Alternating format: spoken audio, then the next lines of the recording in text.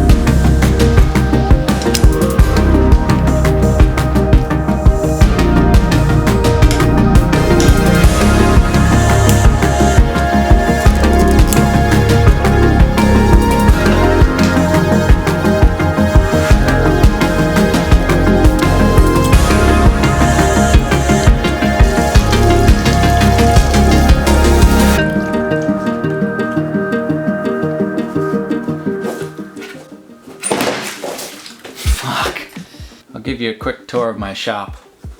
As you can see, I only have a 1-car garage. I live in San Francisco, so I count myself lucky to have a shop space at all. I also have 3 bikes, one of which is not in the garage right now, but every time I want to work on the project, I roll the other 3 bikes out onto the street, and that gives me a little bit of room to move around. So far the way I've been cataloging parts is I got a bunch of Ziploc bags. In each little sub-assembly I take apart, I label a bag and add it so you can see coolant overflow bottle, rear brake caliper to hub, rear master cylinder, etc. And then for larger components I have these gallon bags, and I put the assemblies in the bags and label these. So as I'm untangling this rat's nest of old cables, I'm just trying to make it easier on myself. So I've been wrapping pieces of masking tape around each of the connectors, just labeling them so I know what goes to what when I reassemble.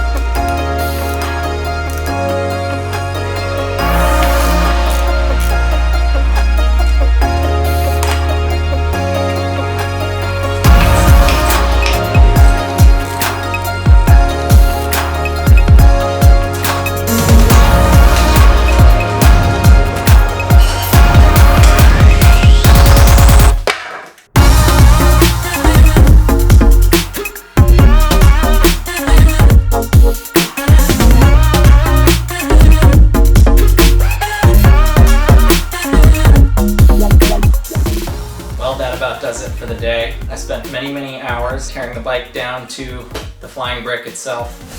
I was also able to completely remove the frame, so this is going to be all ready for prepping and painting next week.